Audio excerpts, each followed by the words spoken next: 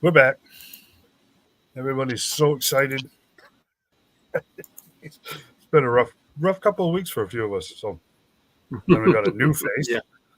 New face for those of you that are noticing, which is awesome. Let me turn on the comments. Oh, geez.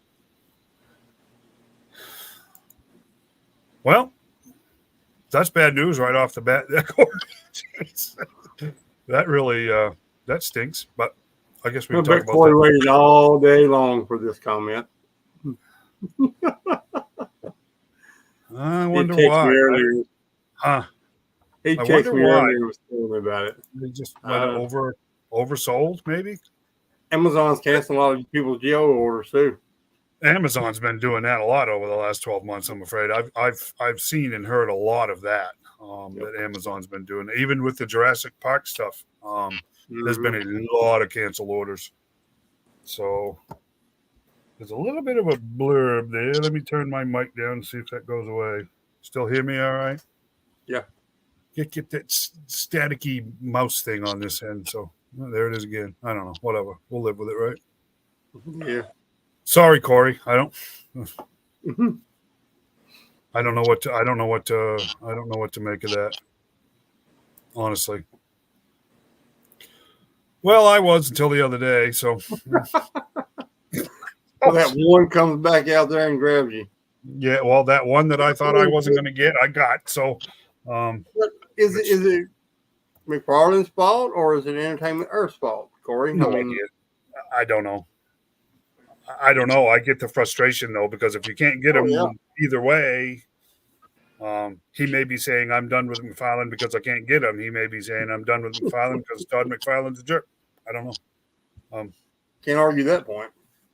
Well, no, you can't. So, but hang in there. I suspect, Corey. That 2-pack is going to come back. I don't think that one legitimately sold out the way they're saying it did. So, but we'll see. Now that was the battle damage He-Man and Bane 2-pack, right? Yeah. Yes, but it was also that Bane, that original Bane release, the mega figure from over a year ago, is so rare and was so messed up. They redid it, and I'm guessing I still suspect that particular one is going to come back.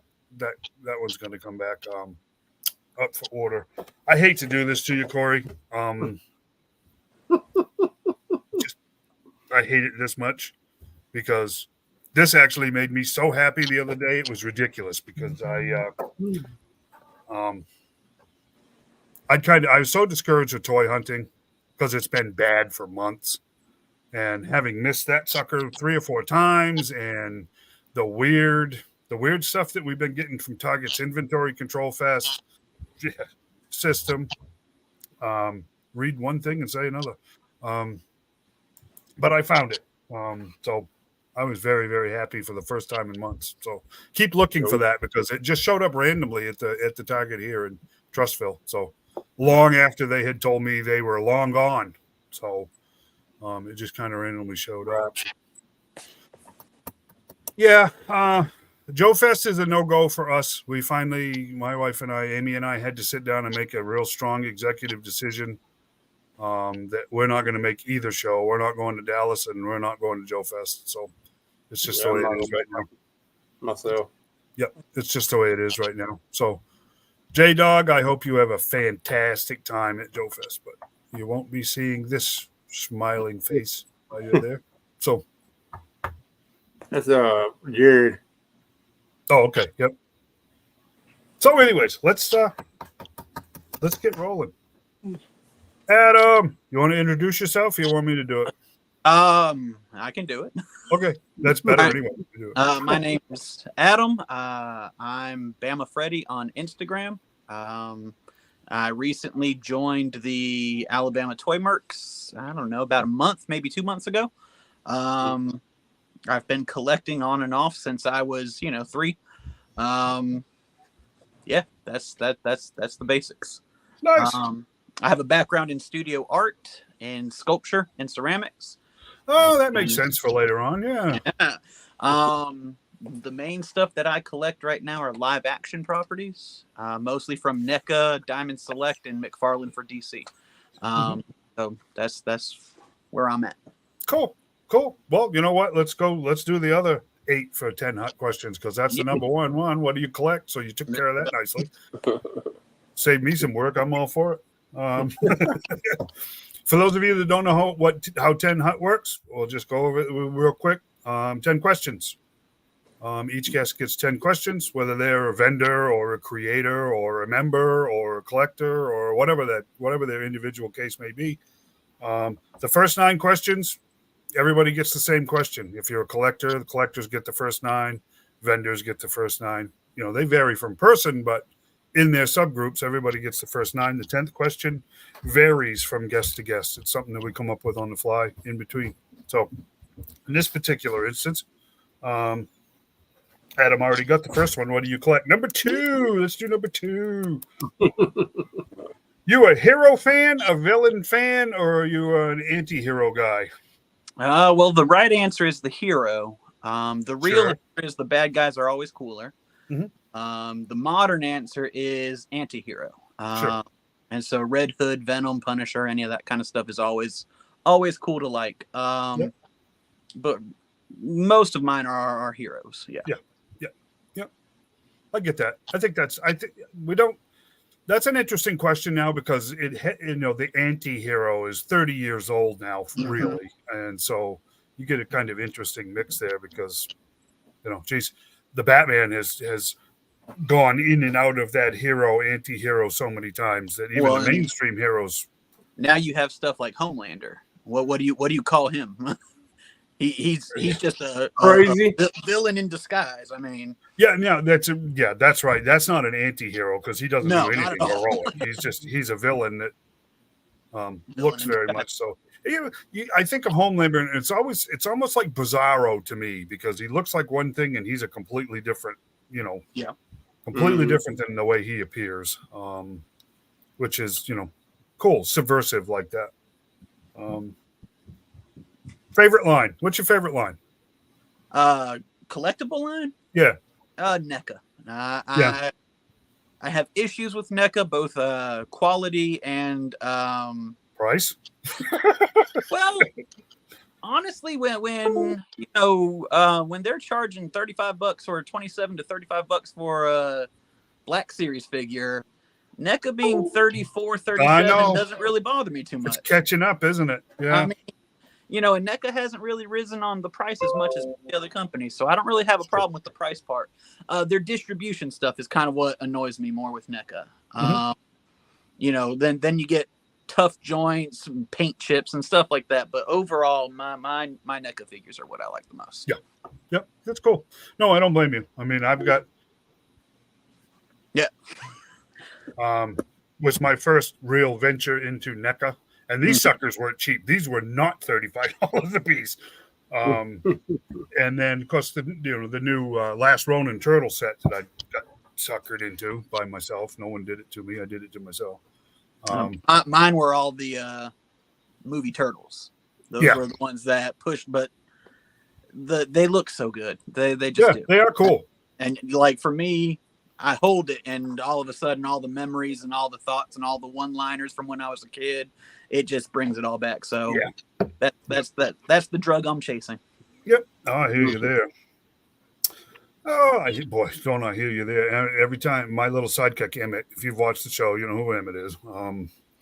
Every time we go to the store, he's got a neck of something in his hand. Are you sure, Bob? Are you sure, Bob? He's like, I'm if I'm not convinced, my wallet is right now. So, favorite character. What's your favorite character, Adam? Favorite character is Batman. You're the man. You're just the man. There you go. That's my DC shrine. I gotta find where I'm gonna add the Tumblr to. Did you get one? Did you get one pre-ordered? Oh yeah. I got one. But I passed on the Tumblr, but it's not perfect, but it holds 2 7-inch figures, and it's pretty awesome. The Keaton one's not perfect either, but I love it though. It's too great. And the Amazon one was too much of a good deal to pass up.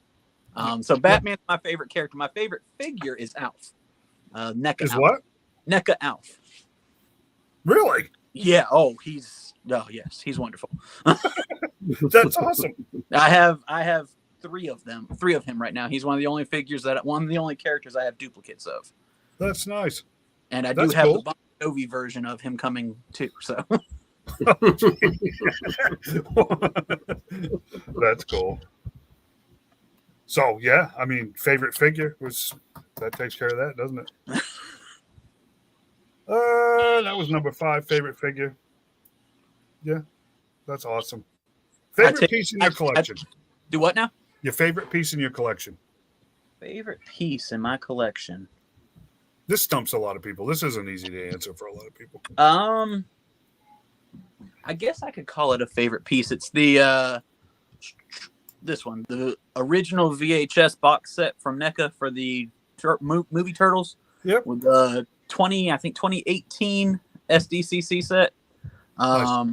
Looks like the giant VHS box and everything. And it was my wife.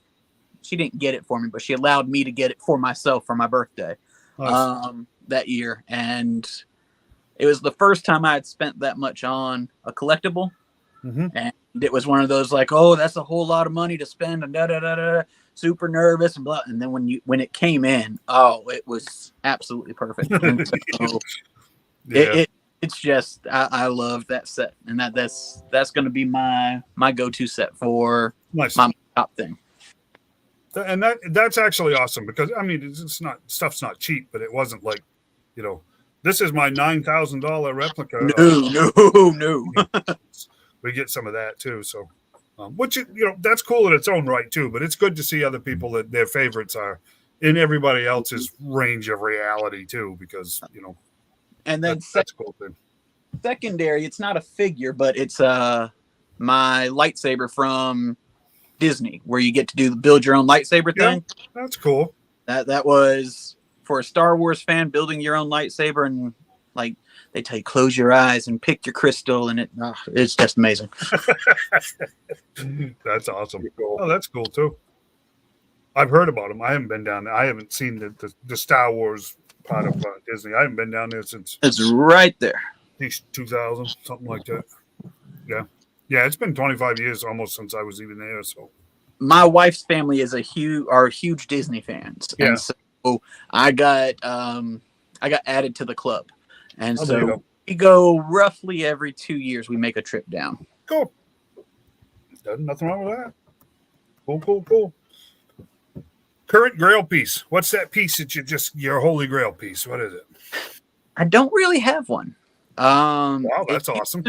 It used to be the 1989 Kenner Batwing, because it was the thing on my childhood wish list that I never got.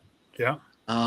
I finally tracked down one for a good price. I had it in my collection, and it was, I finally got one, and I had it up there, and it sat there for 2 years, and I was done with it. So I don't really have one anymore. No, that's awesome. Hopefully for your sake it stays that way. Yeah, well, but now it's warped into hoping that McFarlane makes an 89 Batwing to go with the Keaton 89 Batmobile. It's entirely possible. I don't care. I will pay for it. I don't care. It's entirely possible. There was another. There's been 2 more Batmobiles announced this week. Which 2? Batman Beyond and Batman Forever are both getting made. Ooh, there is going to be a 7-inch 1966 Batmobile, which means there's 3 on deck. And he has said that he is going to make all of them. Good. So, I will have a garage. Right. So as far as the Batman Beyond one, it's completely up in the air as to whether it's going to be animated style or if it's going to be comic accurate. Mm-hmm. They both look so similar. It's funny. The comics artists have stayed very close to the design. It's not like the regular Batmobile where it depends on who drew it. I want a Dark Knight Returns tank is what I want. I want the Bat tank. Yeah. if they announced a 7-inch 66 Batmobile, have they announced 7-inch Adam West Batman? Yes. Excellent. Yeah, I haven't heard pipeline figure. Plus, it came out this week that there is going to be John's going to flip over this, a Linda Carter Wonder Woman from McFarlane, and to go along with the Christopher Reeve Superman, which we've known for about a month was coming. So, because I just got the NECA 66 Batman and Christopher Reeve, so of course they announced them. Yep. I got those at Toylanta, so nice. Yep. Now they announce it. yeah, that's about right. Oh, what piece have you sold or lost that you missed the most?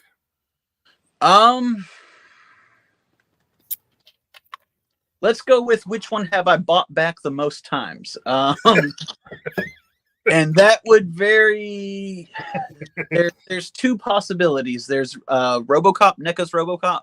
Mm-hmm. I had one of him, and I got offered a stupid amount of money that I couldn't turn down, so I sold it.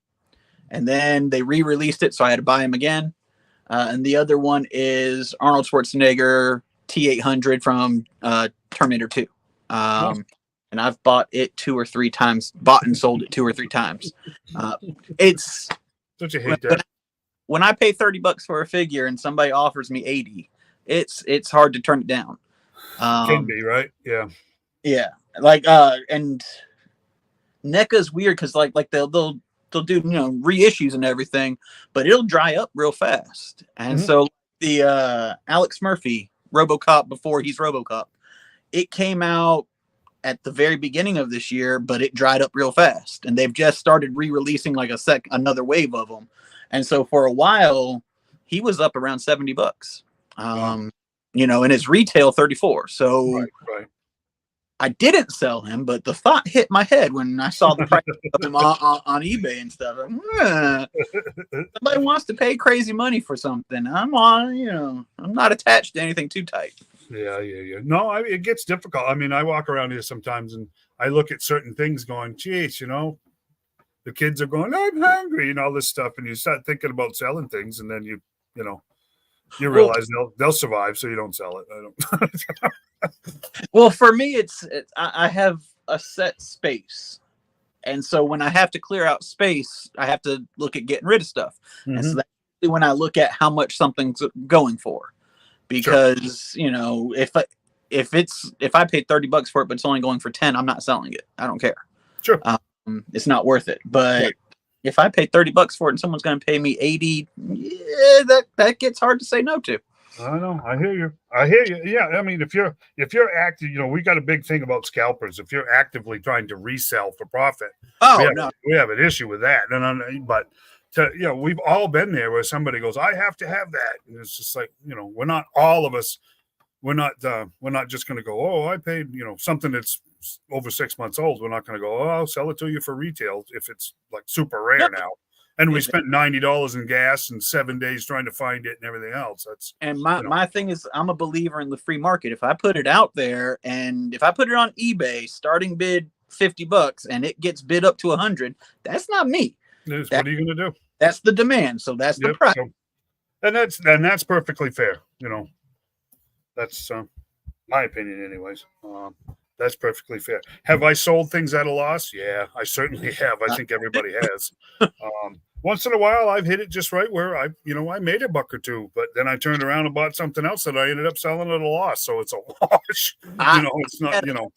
I had my beach house is still not paid for. So I had a ton of McFarlane's comic book stuff, and eventually I got to a point where I said, I don't want to keep this anymore. So I just put everything starting bid $15 on eBay. And I had Batman Begins. I had Thomas Wayne Batman with both pistols before DC said you can't have guns. And some of those sold for a really high price. So some of them didn't. I didn't get the $20 that I paid for them back. The thing with McFarlane is he does not. He has said it over and over and over again. You may get a repaint, but you're not going to get a re-release. If it's been released and it's gone, it's never coming back. Now, like this Bane we talked about a few minutes ago with Corey, they added some blue paint to it and changed a couple of small things. It's not the same Bane that was released before, because that particular Bane is never going to be re-released. That's the way he is. He believes in what he calls a strong secondary market, which is scalpers, which is one of the things that drives me absolutely nuts about the man, that he's of that belief that scalping is actually good for his brand value. I don't, because they create a false demand, and sometimes with certain things, the market gets flooded with them. How are you actually supposed to judge what your sales really are if somebody's just buying stuff, everything that they can get their hands on for resale, To try to sell it, yeah. Yeah, I mean, that's not, he should know better, but he doesn't seem to. So, but if you look at his numbers lately, it seems like everything the man puts out sells out in like 60 seconds. So I got on that tumble quick. yeah. So, I mean, there's that too. I think I know the answer to this one, but mint in box or loose? Oh, everything gets opened. Yeah. And I think it's pretty apparent. I saved my higher end boxes, but then I've gotten rid of a lot of them. So like I keep the VHS boxes just for display purposes. Sure. But for the most part, no. Once I open it, that's. Yep. No, I hear that. I know, but I think a lot of collectors now are a mix, and I'm more of a mix because I don't take the time to actually open a lot of what I want to open. So I have more mint and box stuff than I really want. Does that make any sense? Because I just don't take the time to spend the time with my collection. And I have certain things that are going to stay boxed because they're just that rare or that hard to come by. And, or I have everything strictly for trade, so. Yeah. I hear you. All right, you're at number 10. So you know what? We're going to get to it. And let's talk about your dioramas. And that'll be your 10th question. So I'll let you run with that if you got some stuff you want to show us or stuff you want to talk about. Or, all right, so let's see. Try to take you off of here. I'll give you a little bit of a tour. So, back during COVID, while we were all on lockdowns, sorry, this is my nerd room. It's also my children's playroom. And so when we were on lockdown, I started making dioramas because I needed something to do. And so I made like that. Cool. And then like that. And then eventually like that for the big guys. Mm-hmm. And like I said before, my background was in college. I was an art student in sculpture at UA. Sculpture, ceramics, painting, drawing, all that kind of stuff. And so I really enjoy doing these. And so after I started building my own, I decided I wanted to make more. But the problem is when you make more, you do a couple of pictures, you have a display. What do you do with it after that? And so I'm currently trying to experience collecting as a vendor. And so what I want to do is I want to have what I'm calling individualized dioramas that are used for photography or used for display purposes. And I want to go to different shows and set up and sell them. The goal's not to retire off of them. I don't want this to become a career or a job. I don't want to think of it like that. I want to enjoy doing it. Makes sense. Cover my cost and and make a little bit on top of that because it is work and everything. Oh, sure. Yeah. And so I have my first show coming up at the end of this month in Trussville. There's something called the Flip Trade Show, which I've never actually attended. Sorry about that. Looking at pictures and videos, it seems like it's a lot of card and athletic memorabilia. Yep. But I got to get out there somehow. And, we're all in Alabama, and Alabama's a little bit limited on collectible spots. And so that's my first show. I have some dioramas at Wolf Den in Glencoe. Yep. and John has been nice enough to let me set stuff up in there and help sell stuff in there, help get the word out in there. I've had a couple of people ask about customs and mailing and that kind of stuff, and I'm really trying not to mail anything just because UPS is crazy. USPS is crazy. Yep. And so that's kind of where I'm at in the hobby right now. I'm actually doing a lot more creating than I am collecting. Sure. So far I've done about 30 to 40 of them. Emmett would flip all over that right there. That's awesome. Emmett would flip over that thing right there. And the recently I've had people ask about making some to go in DTOF shelves. That's one that's for a DTOF. It's designed to fill up the space. Now those are the ones everybody buys from IKEA. Yeah, the glass ones that everyone complains about how hard they are to put together. Why can't I think of the name of the store that sells those? What's IKEA? IKEA. Thank you. Yes, IKEA. Yes.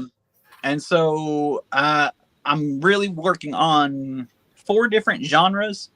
I'm doing what I'm calling medieval, sewers, streets and rooftops, and environmental.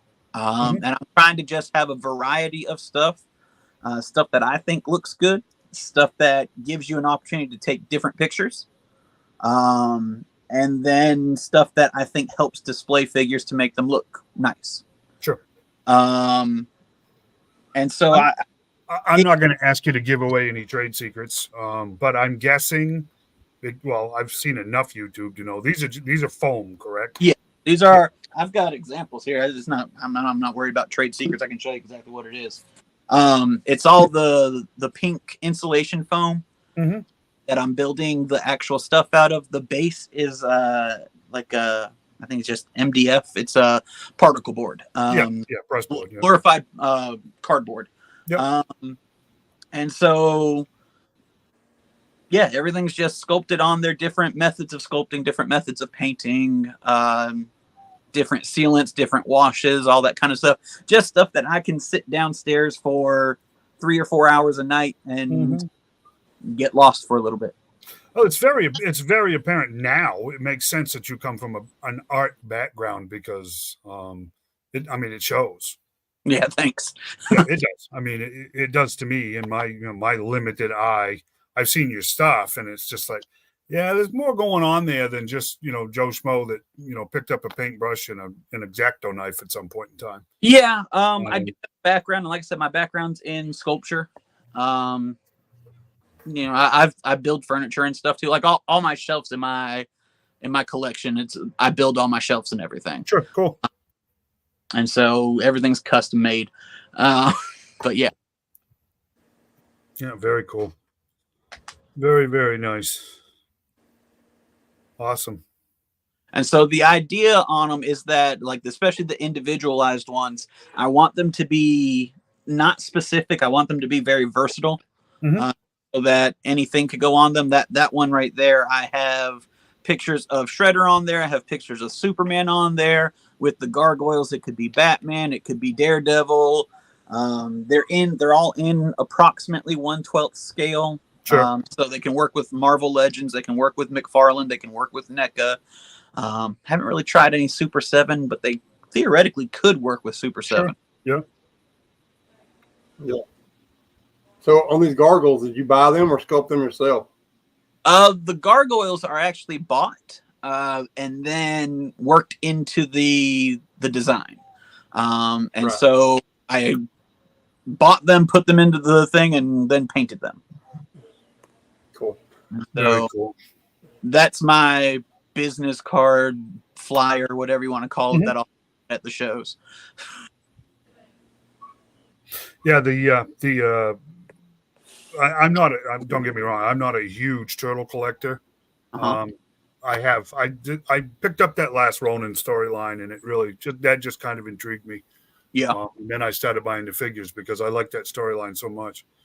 I'm looking at that diorama on that particular page. That one, the middle on the lower is just fantastic. I mean, because I'm just going to buy the 4 turtles and Splinter. Yeah. That's an absolutely amazing piece. Thank you. Yeah, that's awesome. And so, like I don't know. I was at Toyland 2 years ago when 4 Horsemen were in Atlanta for the first time, and I watched people lined up like through the convention hall, out the convention hall, around the hotel, out into the street, lined up waiting to buy figures from them. And it bothers me when I watch people who are paying for Mythic Legions. You know, you're talking $35 to $50 a baseline figure. Yep. They'll want it to look nice when they put it on their shelf. Yes, is my theory. And so what I've always wanted to do, and my theory is it's the same thing with the NECA figures. You want it to look nice. Yep. And so my theory is if I build an individual display, if I can keep the cost low enough, if somebody's willing to pay $40 for a figure, they might be willing to pay for this type of display. Sure.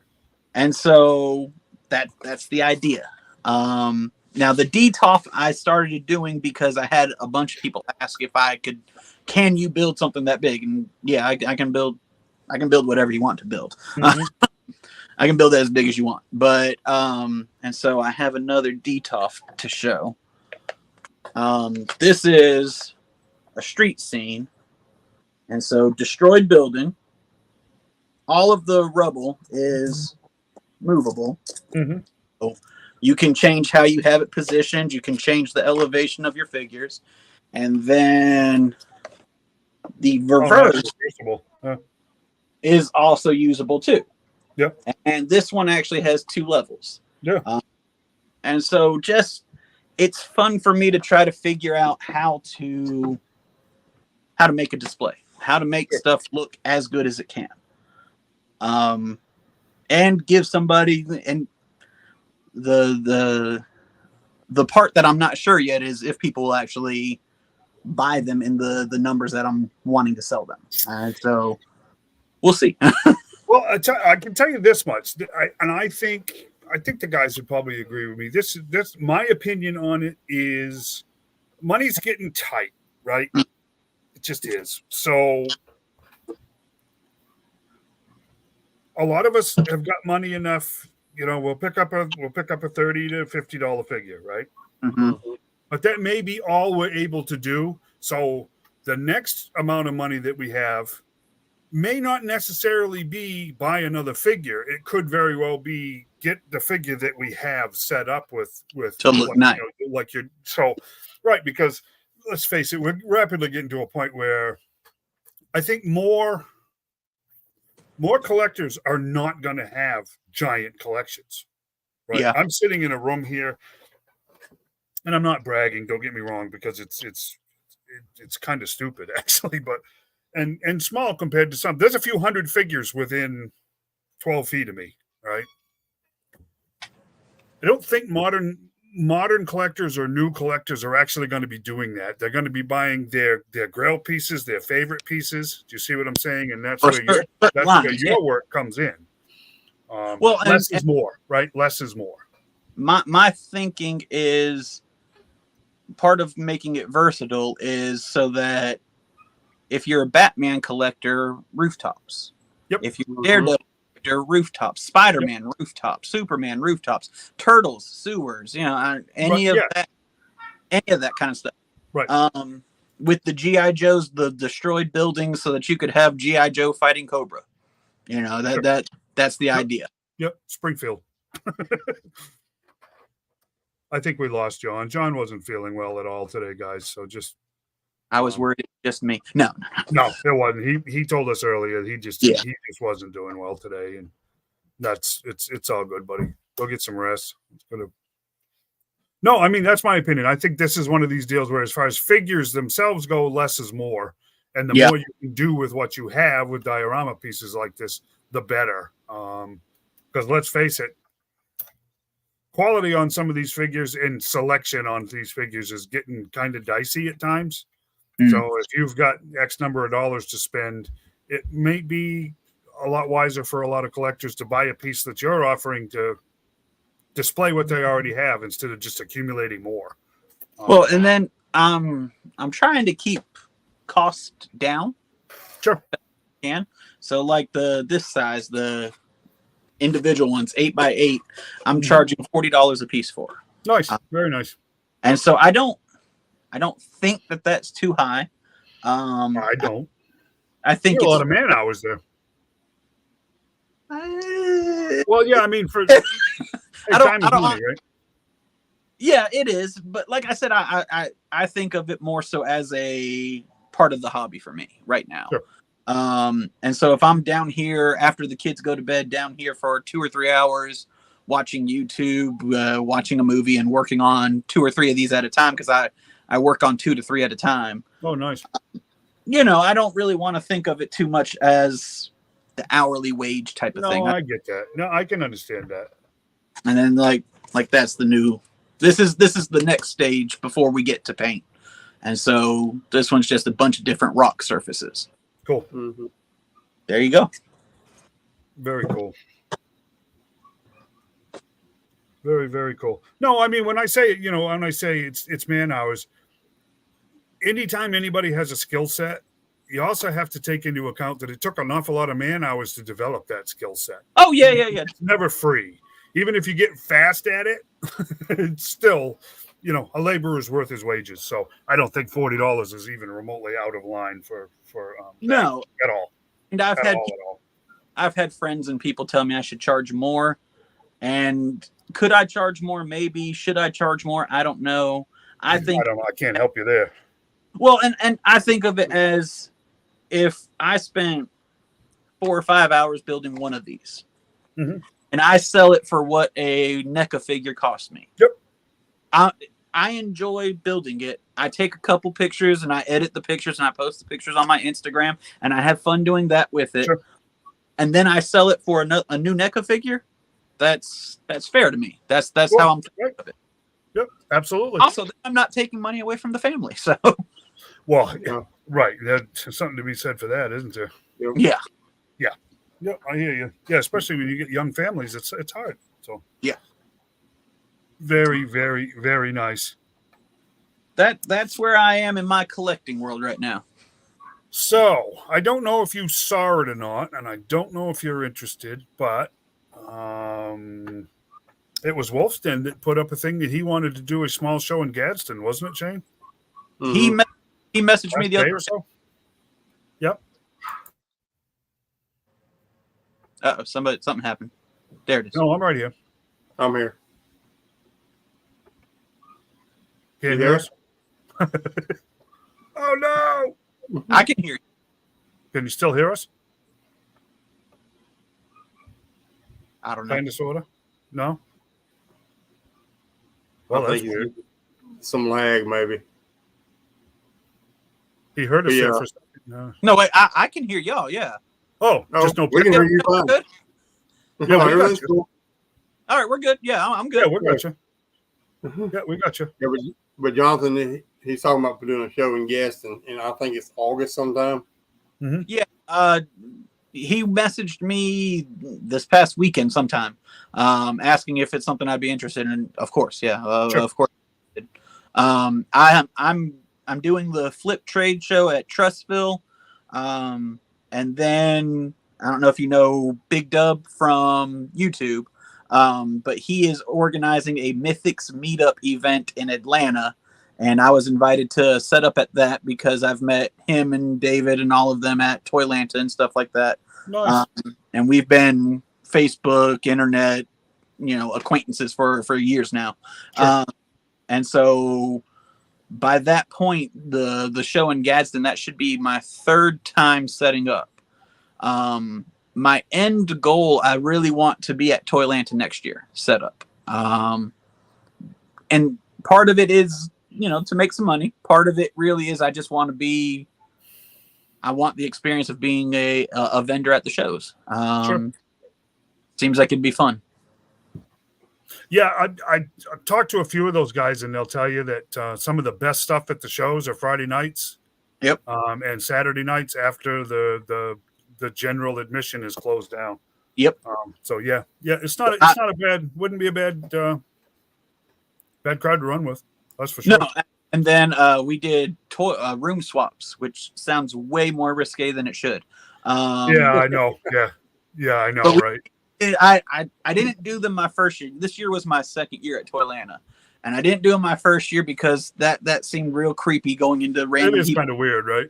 Yeah. Hey, y'all selling toys? And that's weird. Right. But I did it this year, and that's actually where I found a lot of what I ended up buying at Toylanta. Nice.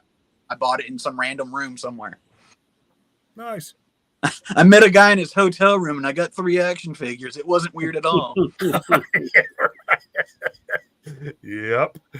The show in Trussville is the 29th and 30th. It's the last weekend in, I think it's 28th and 29th or 29th and 30th, something like that. I should know, but yeah. It's the 29th and 30th. There you go. Saturday and Sunday. It's and that is at the Trussville Center. Yeah, Trussville Civic Center. Yeah. Yeah. It's a nice little facility. It's only a couple miles from here, so.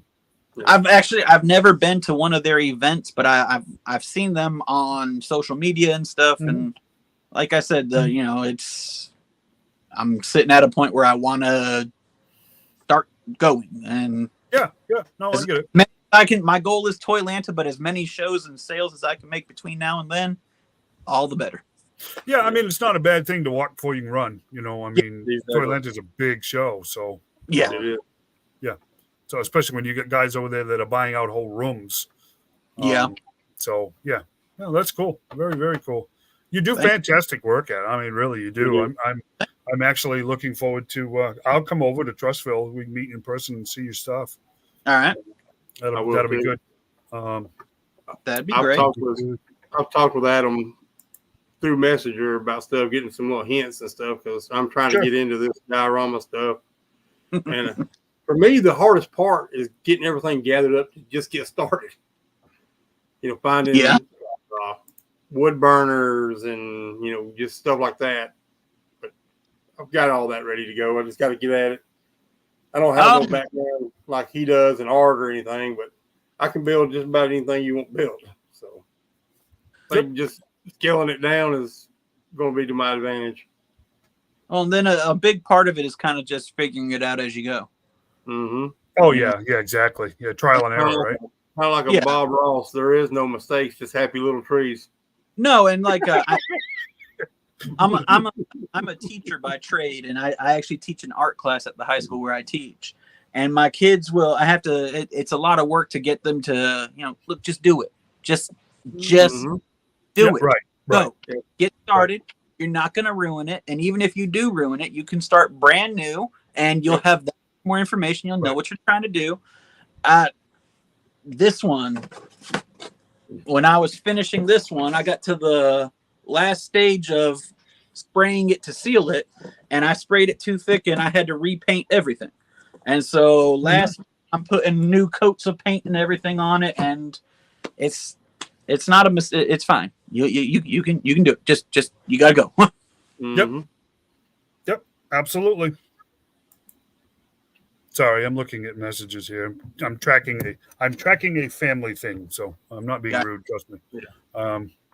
No, very cool. I will definitely be seeing you in Trussville. I'll make a point of going over there and checking stuff out.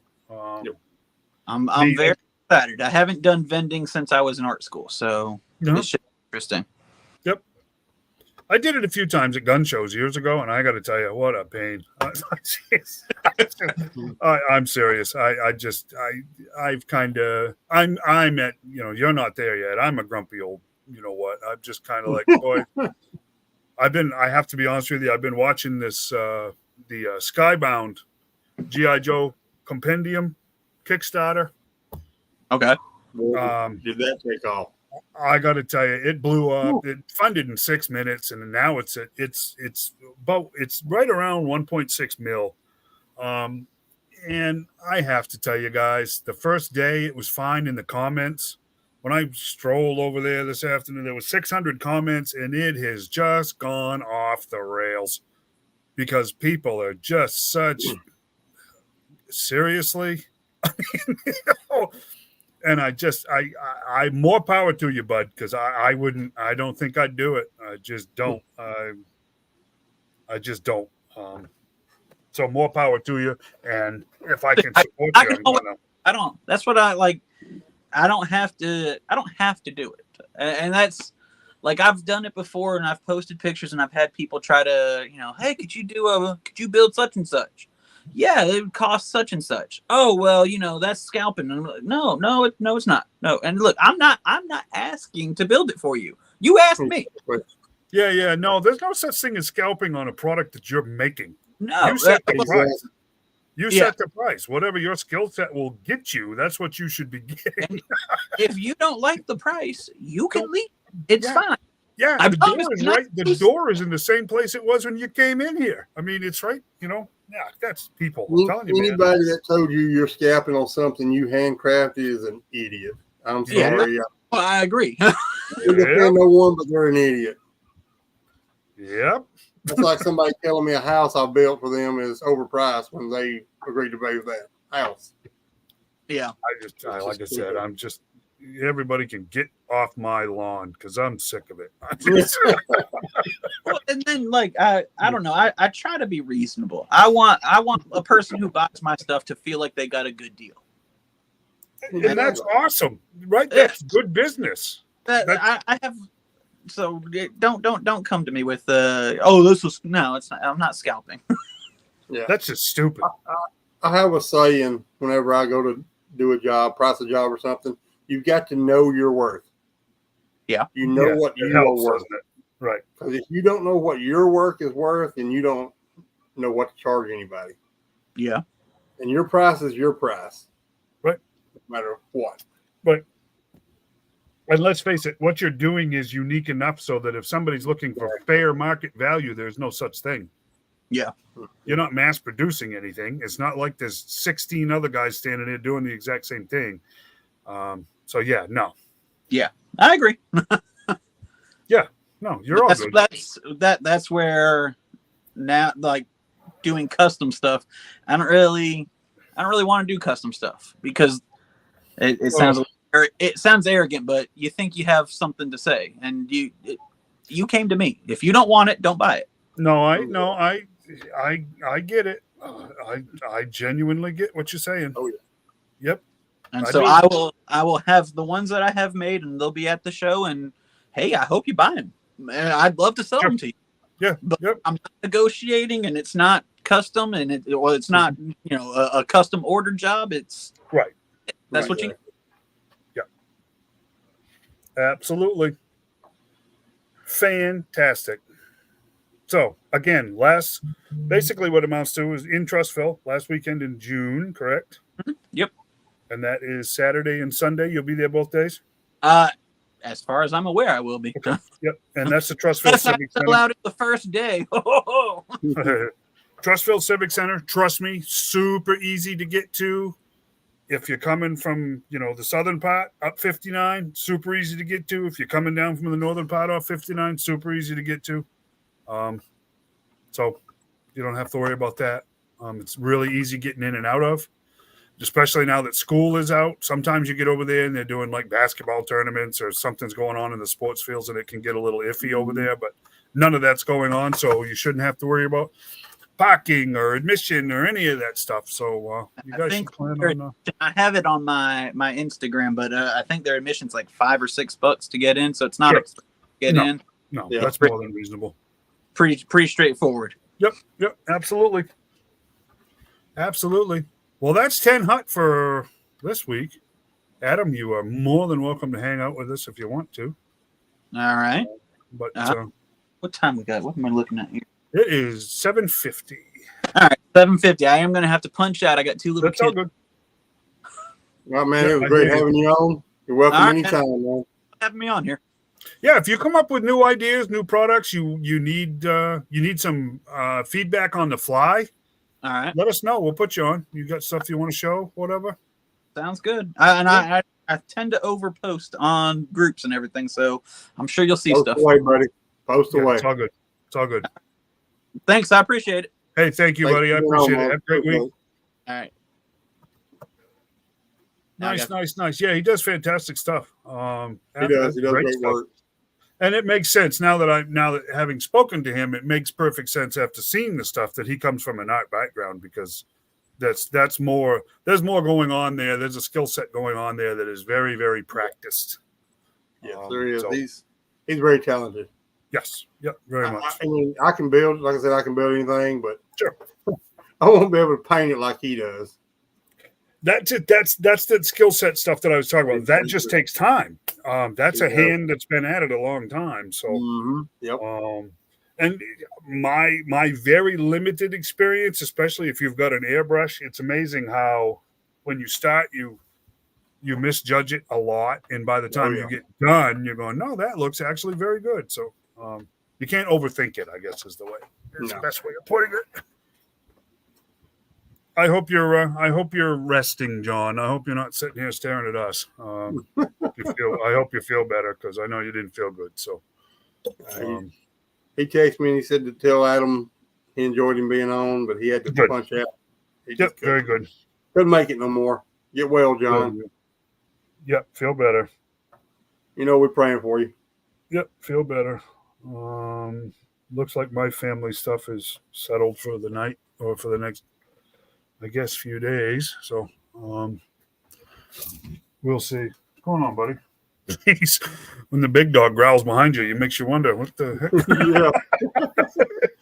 Especially your big dogs. Yeah, you're a big dog. When he growls in his sleep like that, it kind of like, what the heck? You're going all Cujo on me. John had to check out. Not feeling good. He'll be okay. Yeah, no doubt. No doubt. So, what are we gonna do now? What do you want to do, bud? What do you got? Anything cool? No matter, we can go over the Joes from before I was doing, or whatever. I want to show these Mythic Legion figures. Do that. Yeah, do that, because then we can just run with whatever else we got going on here. I've got these two, man, and they are phenomenal. I got the Queen of the Elves. Her name is Artemis Silvercord. Cool. This is the second version of her. The first version of her is she's kind of more in a dressy kind of thing. This is more of like an armor, her armor for battle. Mm-hmm. But the detail, he was talking about Mystic Legions and how they're absolutely lined up at the shows. The detail on these things are outrageous.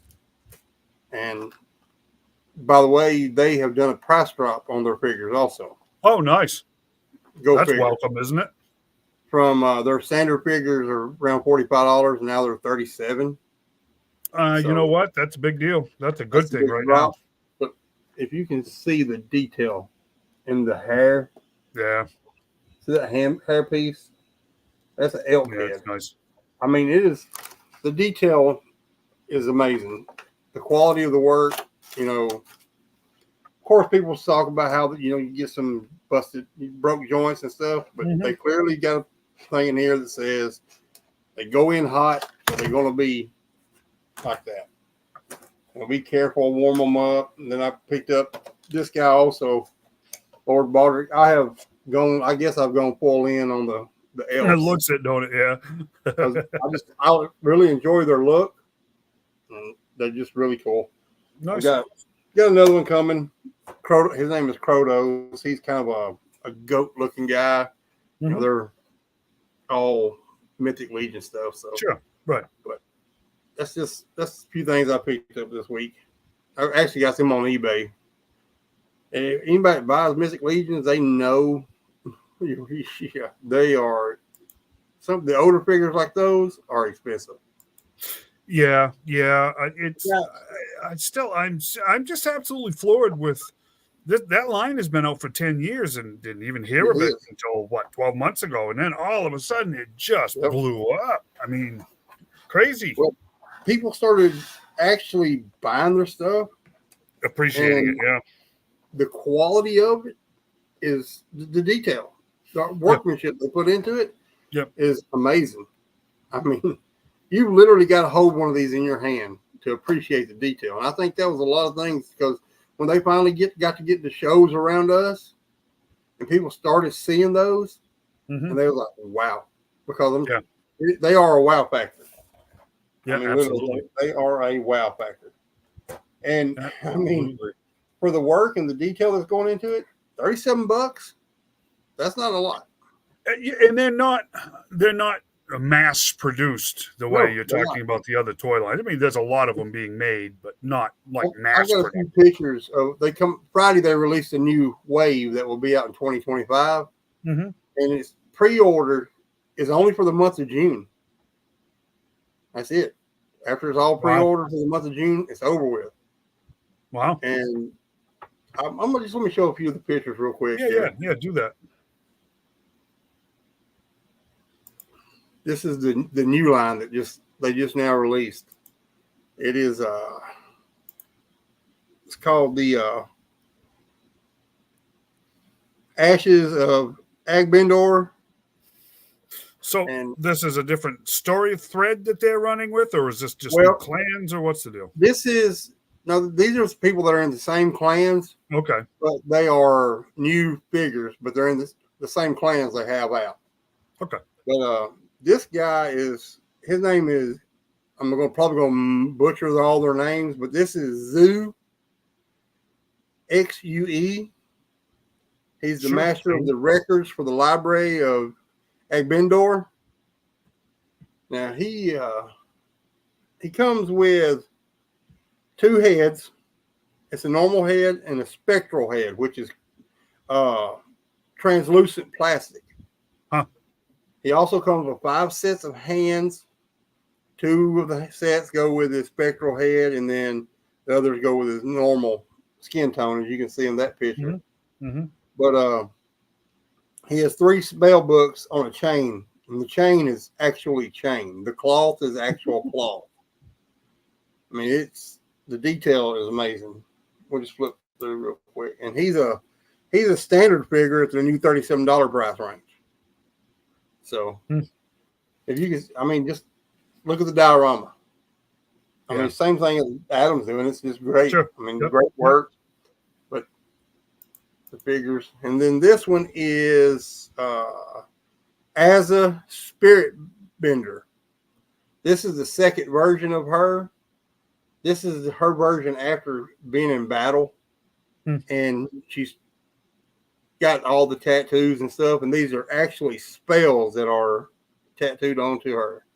And she is a standard figure also at $37. And then the next one is Centaur, the Shadow Centaur, and he is a deluxe figure, and it's $65. Oh yeah, he's a horse. I mean, everybody knows the Centaur. Right, he's got he's armored out and everything. Really cool. But like I said, he's the deluxe figure at $65. And then this is the one that I pre-ordered. Oh, that's nice. Because he is in the Elf clan. His name is Ka Paki. He's a thief. Mountain lion face. That's awesome. Yeah. But he's a standard figure at $37. But he comes with 4 daggers, 2 short swords, clip-on pouches, a ring of keys, 4 sets of hands, a removable tail, 2 belts, shoulder armor, wired soft good cloak, and a total of 3 different heads. He has a shadow elf head and an orc head that comes. So you can basically make 3 figures out of that one guy. Oh, that's cool. Yeah. And like I said, he's a standard figure, and you get all that for $37. And the detail in these things, David was talking about. Look at the head. I know, that's amazing. Isn't it amazing how much these toy companies are spending on licensing these characters? They own these characters, so their prices can be low. They're just making it up as they go along. Yep, these are all their made-up characters. Yeah, they own them. They ain't paying licensing to anybody. A lot of people talk about. They do use a lot of body parts again. Oh, of course they do. Sure. But I mean, you've got to. Oh yeah, no, that's the name of the one game. Yeah. Oh yeah, but this one is the Frost Orc. He is a huge figure. He is a 12-inch, 9 to 12-inch tall is what the orc size figures are. They're kind of like called the giant size. Sure. But he's considered that, and he's a $65 figure. But I mean, all the fur on him is actual false fur, you know. Yeah, yeah. So he's huge. He'll be huge because I have some of the bigger style figures, and they are massive. And then this is a cool one coming up. Oh, this is called the Gold Skeleton. This is the second version of him. He's from the first wave of Mythic Legions that come out, and he includes you can change different heads and hands to make different figures. Wow. He comes with an unhelmeted head and a helmeted head, plus 2 different visors. Now those visors, they actually come on and off. Nice. So, and he's considered a deluxe, but not the super deluxe. Like I'm going to show you here in a little bit, because he has the wings that come with him. But they're really great figures, really awesome looking. And then this guy is, like I said, I'm gonna mess this up so bad. Esau of the Golden Spear. He is a deluxe figure. He comes with 2 heads, including one with a pair of flip-up visors and one of the most popular Mercurian helmets. Sword, shield, spear with removable magic effects, and comes with a pair of large feathered wings for the angelic appearance, as well as wired soft goods. I mean, that's the other head you can see there. Cool. Comes up with the one. The head he's got on here. The visor flips down on, which that's something they're adding to them, and they're great. Mm-hmm. Let's see. You know, I see these figures every time I see these figures. I see one of these basement-sized rooms, like the old train guys used to have. I see one giant diorama with mountains and fields and a couple of castles, and just one giant fight scene in the middle of a field somewhere with all of these different characters, like Lord of the Rings type stuff. Oh yeah, yeah. Now, I guess that's why I like these so well, because I absolutely love the Lord of the Rings and the Hobbit series. Sure, yeah. And I guess that's why I like them. And I've always been a medieval fan, you know. I've always liked Game of Thrones and stuff like that. I'm an old soul, I guess you would say. Well, I love Western. I grew up on. This whole vibe. It's Masters of the Universe. It's Conan. It's Lord of the Rings. It's The Hobbit. It's all of those sensibilities. It's just hit it. And it's just it's very cool, and the sky's the limit. They can just keep making it up as they go along, and they're not stuck with anything, other than their own imaginations. Exactly. Yeah.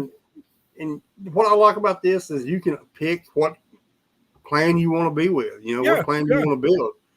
I'm so far I'm the Xylon Flock. I love that. That's the elf one, and then the Noble Bear. They're more like the barbarian kind of people.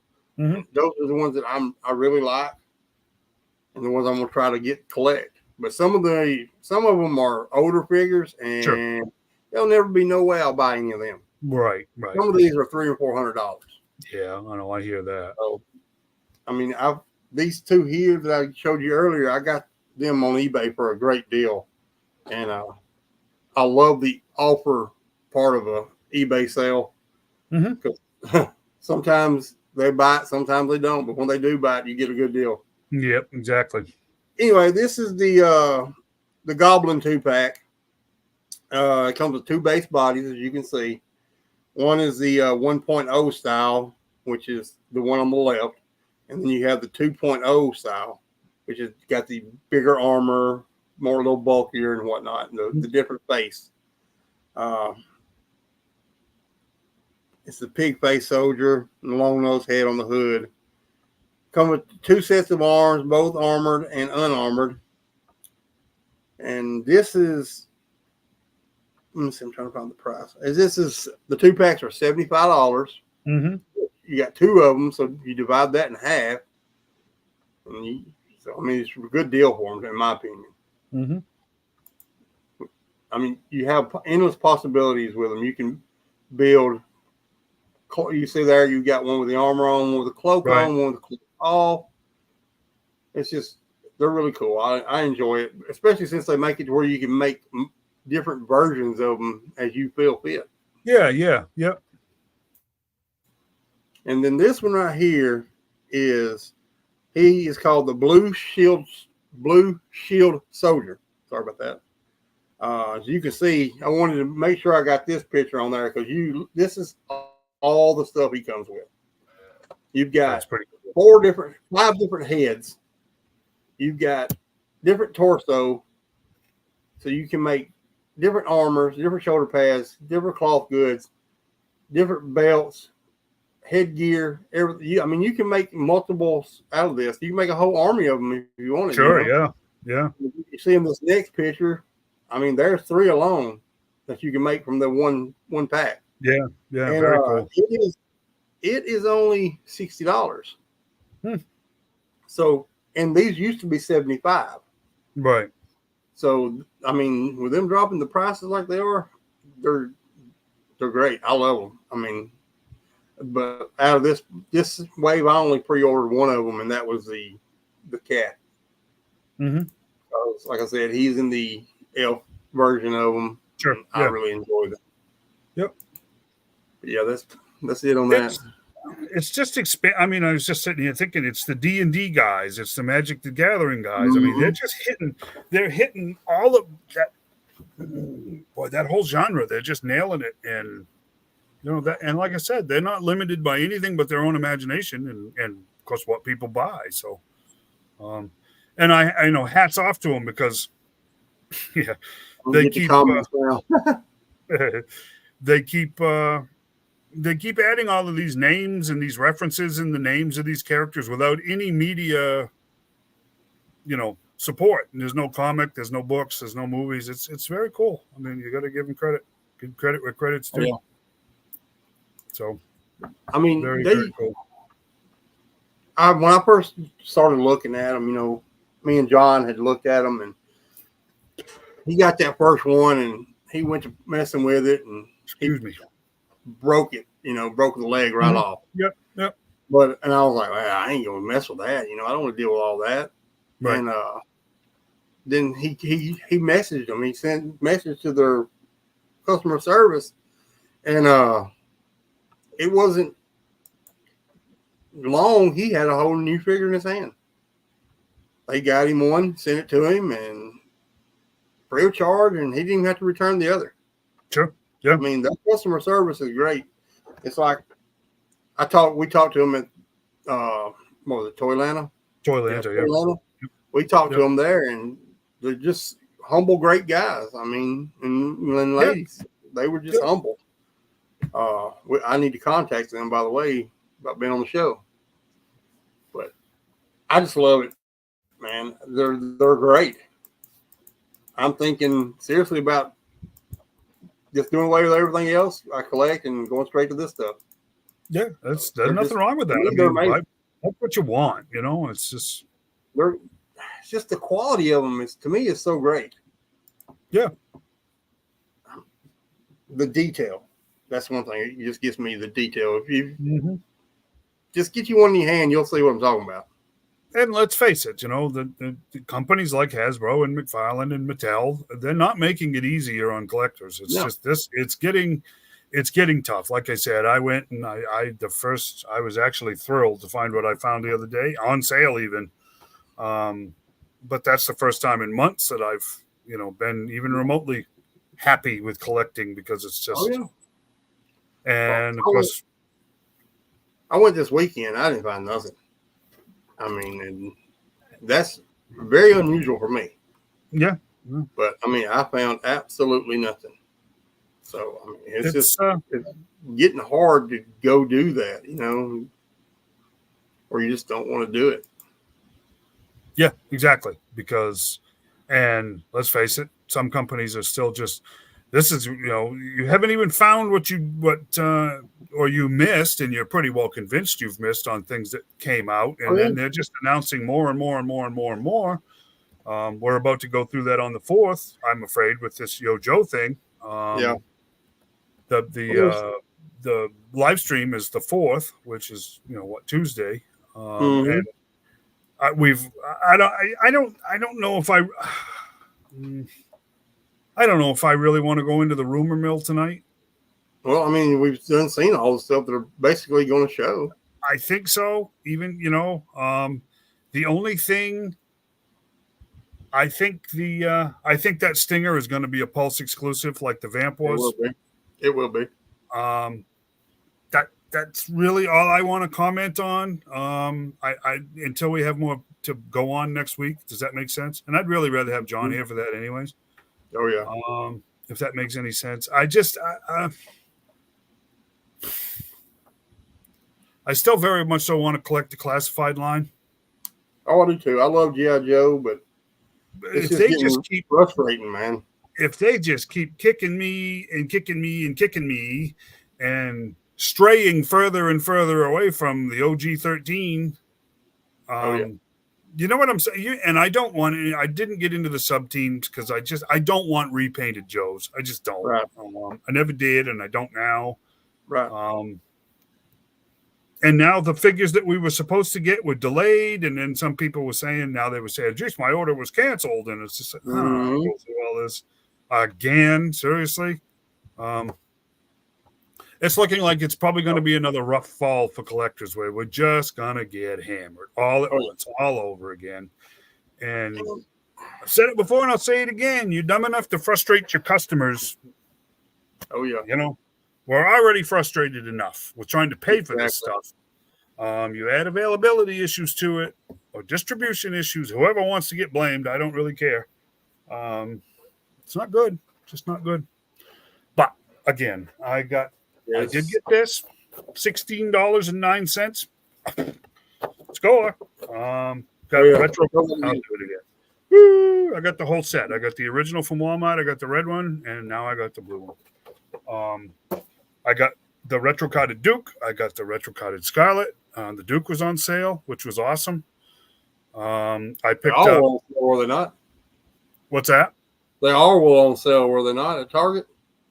Yeah, I didn't. They weren't even listed as for sale. It shocked me because I bought this figure and sent Emmett running to the truck because I had to go back. I had to go back and grab the others because it's just like it's half off. Yep. So that worked out fantastic. Like I said, I did manage to get a Scarlet that I can open. And I kept my really, really good one to get signed, hopefully in July. Right. With my Snake Eyes. What else did I grab? Well, I think that was it, actually. But still, that's the best I've done in a long time. Spent a lot more money than I was intending, but I was still paying. I was, sale prices. And of course, Mr. Timothy got me a figure that I have to. Geez, I got to send him some money. It's been that weekend, And I did see one of those penguins you got from him. Did you see the regular one or the platinum? The colorful one, the platinum. You should have got that just for trade because that sucker is going to be a very valuable figure. I have seen two Scarlets, Corey, at regular retail. I got my pristine Scarlet at Sasquatch. I have seen two Scarlets in our area. The second one is that I just bought the other day. But that's it. I see Duke frequently. I still see Recondo quite often, but the Scarlet I saw two of each the other day at, I think it was Moulton Walmart, maybe. So they're out there. But I got to tell you, we made the rounds again, and boy, less and less Walmarts have even got pegs for Joe's. So I just don't know. Yep. I will, buddy. I've been monitoring. I got stuff going on with my dad all of a sudden, so I'm just trying to. I've been spacing out a lot of things, so. But I will get with you, and thank you for that. I can talk about this real quick. I don't know if you guys recognize this or not. This is the gun turret seat for the Defiant crawler. This is one of those rare pieces because they're almost always broken. They're usually about $200. I had the Canon already just for the seat. Just for the seats, around $200 because they're always broken. Always broken. Just to give you an idea of what's going on with the hobby as far as the OG Joe stuff. Guy popped up in one of the groups the other day. $40 shipped. Hit that just right. Sent him $40. Showed up pristine. So if you're a deal hunter and you're looking to finish some vehicles and stuff, it's actually a good time to be a collector because prices are getting more realistic. It seems like they're starting to come down in prices. All the big time. Yeah, big time. I think big time. You got people that won't admit that, but from what I see, and that's the same way with the Mystic Legions also. I've seen price drop in a lot of those here lately. Well, something's got to give, right? Oh, yeah. Something's got to give. So we'll see, right? I guess that's...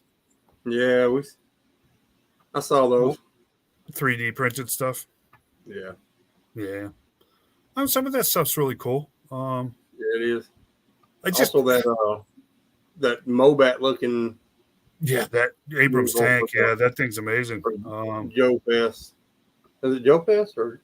Yeah, it's Joe Fest. It's some kind of pre-order, pre-sale, pre-something. Yeah, it's an exclusive for their show. Yeah, there's a limited number of them. They're $180. I don't know. I was looking at it, and it's only 20 inches long, including the barrel. Mm-hmm. That just don't seem too classified scale to me. Well, if it's anything like a Mauler and you've got two figures in the front of it and nothing in the turret, it would kind of make sense. Does that make sense? The only opening I saw that it had was the turret. Well, how long is the hiss? Oh, I don't even know. I don't remember. Hiss was like 20 inches, wasn't it? Yeah, it was like 20 inches. And I mean, it's a different design, but yeah, an Abrams should be bigger than that. Abrams is a big machine, but I don't know. I see this stuff and I go, oh, cool, and then I think, you know what? It's kind of like the Mythic Legions for me. I just don't want to fall down another rabbit hole when I've already got both feet in other rabbit holes. You know what I'm saying? I just don't. Yep. I get it. It's hard. It was hard for me to. I'm through the Masters of the Universe Origin lines and stuff like that, so that freed up a little bit of extra money to buy them. So, and like I said, I have no attachment to all of them. Yeah, right. Like with G.I. Joe, you feel like, oh, I got to get them all, man, because we love those characters. Yeah, exactly. But with the Mythic Legions, I just see two factions that I really like, and that's what I'm shooting for right now. I mean, later on, it might change. It might not. Got my eye on a Moose right now. Yeah. Because he's in that elf clan, so. Mm-hmm. But, I mean, I just, I look at my display case upstairs with all my classified stuff, and I have to be honest with you, I'm looking at what they have done so far, and the number of Joes that are must-haves for me is really getting small. Does that make sense? Mm-hmm. I mean, those characters that I really, really, really want, it is getting small. And I look at this McFarlane stuff here, and I have to tell you, that's running out for me quick too. I mean, if they do half of the figures that they've said that they're going to in the next year, that will literally just about finish anything that I'm interested in with McFarlane in the DC line. I just want a good classic Justice League. Geez, they've hit every Batman I can think of. There's so many cool figures here and stuff, but it's running out. There's not an infinite supply of characters. Mythic Legions, they can just keep making them forever because they're making them up. You know, they just keep making them up. They'll keep making them. They're writing their own stories. Yep. And they continue to add to their stories, which, you know, makes it really, in my opinion, cool to do that. Because, like you said, they don't have no licenses because they own everything. Right. They don't have any boundaries. There's no borders. There's no borders to characters or character design or names or, you know, we got to respect history or we got to scrap history or we got to do this or we got to do that. They don't have to do anything but make toys. Yeah, well, they don't have to do anything with the history because they're making their own. If you go in there and you can read their stuff, it's really cool how they started with, like you said, it started way back 10 years ago. And they're just constantly making and adding to their story. So And they don't have any boundaries. They got no borders. They can do whatever they want. They own it. They can do whatever they want. I don't know. We're all in the same boat, I think. I'm sure Marvel Legends guys are looking at their collections going, boy, there ain't a whole lot left. Star Wars has been done to death. They can make a new show every 6 months if they want to, but it's still, I hate to say this, it's the same old, same old. I think their sales reflect that too. I need the 600th Darth Vader. I do, you know. That Brave Star they made was pretty awesome. Raymond Toys. Yep. But like you said, the Marshal, because they couldn't call him Brave Star because they don't own the properties for it, but they changed it up enough to where they could make it. Right. And it still looked like Brave Star. Yep. I genuinely have gotten to the point where I enjoy what I have. I'm not a completist by any means anymore, so it's all good, you know. I think, I've always been someone that wanted to finish. I just want to finish stuff. Sure, yeah. You know, that's what we call a completist. But I'm getting to the point to where if I get it, I get it. If I don't, I don't. You know. Well, and I guess that's why I like the Mythic Legion so much, because you don't feel obligated. I ain't got to get them if I don't want them. Yeah, you're not obligated. Doesn't have anything to do with anything. That whole wave they released Friday, which, by the way, they have a live stream on YouTube if anybody wants to watch that live stream and hear the names pronounced right, because I didn't. But, I mean, I only pre-ordered one figure out of that whole line because it was the only one I enjoyed. Yep. I mean, it's just how it is. Yeah. It's just cool, and that's why I like them so much, I guess. Yep. And it's funny, Adam does all the live action stuff. I'm the exact opposite. I don't do any McFarlane live action stuff at all. The only thing, I got the Batwing and I got the Batmobile because they're cool from the Flash movie. But I don't I don't do any of the movie figures. I don't like them. Right. So yeah, to each his own, right? Yeah. To me, the movie figures are, I don't like them either. The cartoon versions are much better in my opinion. Yeah. But, it's what everybody wants. Well, they're still trying to market to kids, and it's okay. That's okay. It's still the name of the game, I suppose. I don't know. I'm still under the strong impression that the toy business is going to change a lot in the next, by this time next year, I think it'll be quite a bit different. Right. What do you think? You want to do the Joe list again? Did we get to 50 last week? We got past 50. We're on 51 actually. All right, 51. Which is let's do this. So just as a shout out, His Tank did a top 100 GI Joe characters, not figures, but characters list that were voted on by whoever wanted to participate, I suppose. So I want to make sure credit where credit's due. His Tank did this. So what we've been doing is just amongst ourselves been doing our ups and downs as to whether we agree or disagree with the placement of these characters. And we've made it through the last couple of episodes we did it. we're doing 25 at a time. So here we are at number 51. And I've been saying up, down, or stay. And my up means making its way up in the list, closer to number one, or down the list, closer to 100. That's kind of what I do. And I know Shane does it the exact opposite, so which is perfectly fine. But you guys, that way you'll know what we're talking about. So you can. I'm just going to try to give a number, more or less. Yeah. So let's just jump. What do you think? 51, Mr. Lifeline. Where are you at, Shane? I would leave Lifeline right here at 51. Yep. 52, yeah. I mean, I'd have him in my top 30. Yeah. He just wasn't kind of, for me, wasn't a real player in the cartoons, because everybody, I'm a cartoon guy. Yeah. And I've read the comics and stuff, but I'm more of a cartoon guy. But he wasn't a real player in the cartoons, so he wasn't really in the comic either. But I have to tell you, the biggest reason I would move him up is this might sound silly, but he's like Airborne. He's so heavily tied to the Tomahawk, and I love the Tomahawk that I'd actually move him up the list, because you couldn't have a Tomahawk and not have Lifeline. Right. Just odd, just that pairing. It's like Airborne and the Dragonfly. You can't have one without the other. Right. But I'd move it. He'd be in my top 30, I think. Not because he was important in either way, in print or on the cartoon. It's just because he's tied to the Tomahawk, and I still love the Tomahawk. Right. Make sense? Oh yeah. Yeah. I think everybody loves the Tomahawk. I think so. You get the HasLab Tomahawk. Oh, wouldn't I love that? That would be awesome.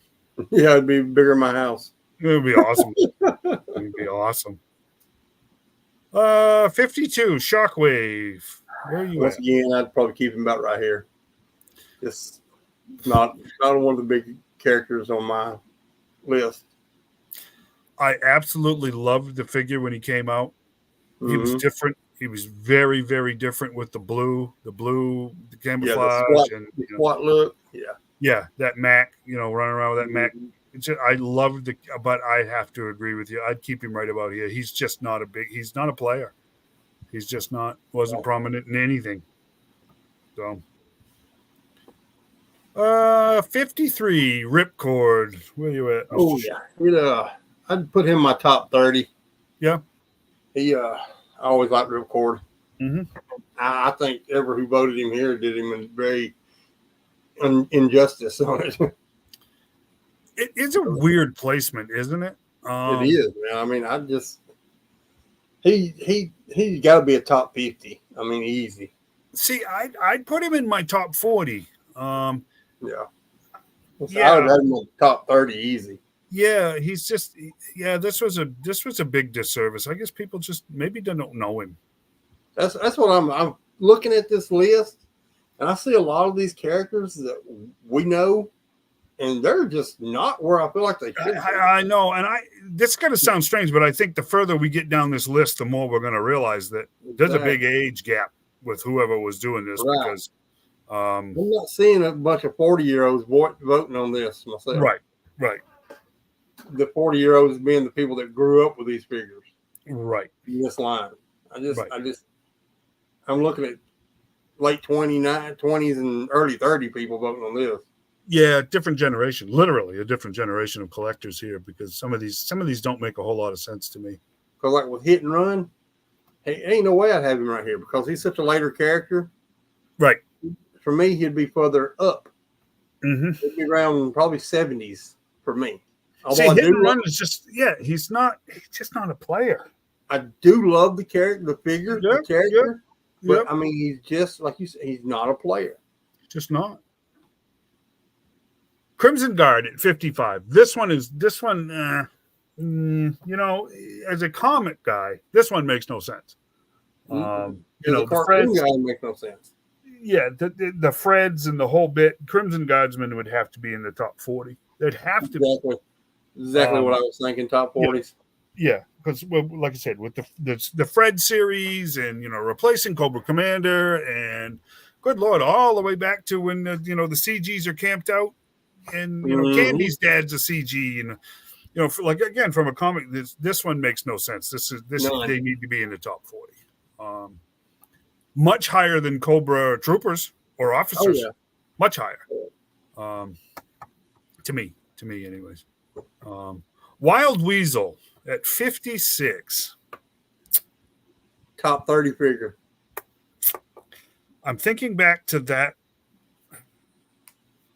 comic storyline when he and Ace are battling it out over New Jersey, right? Right.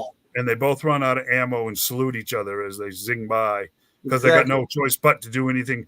Yeah, you know what? Wild Weasel he's a class act. He'd be in the top 40. Easy. Yeah, he'd have to be because that was a class act. That was an old soldier thing, Exactly. right? So yeah. Grunt at 57. Makes absolutely no sense.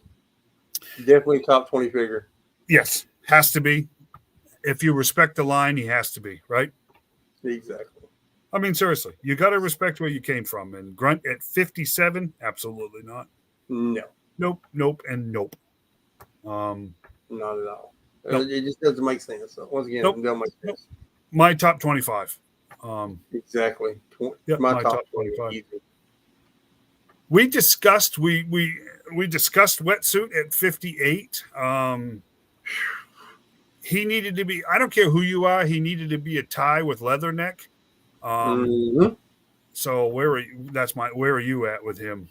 Oh yeah, definitely. I mean, anywhere Leatherneck's at, he's there. Yep. And they were the dynamic duo, just like Alpine and Bazooka. Yeah, the Navy Marines thing. Even if you weren't, you could appreciate that in the cartoon because they would just add each other. They're top 30. Those two guys are top 30. Easy top 30. Yep. Easy. Torpedo at 59. This is another one that makes me mad. This is 80. This is 83, man. This is like exactly. There ain't no respect there to put him at 59. He's a top 25. Yes, he has to be. I mean, he's got to be top 25. Yep. Quinn at 60. For me, Quinn is okay where he's at because, cartooning guy again. He wasn't in the wasn't there. Right. So he's more of a comic book. So I really don't. I know about Quinn and everything, but for me here, around here, maybe 50, top 50 would be good for him for me. I'd move him into the top 50 just because they really used Quinn to really expand Snake Eyes very on pre-issue 21. Right. And let's face it, if that whole thing hadn't played out with Quinn the way it did, we wouldn't have had a USS Flag because of the way that storyline played out. So I'd put him in the top 50.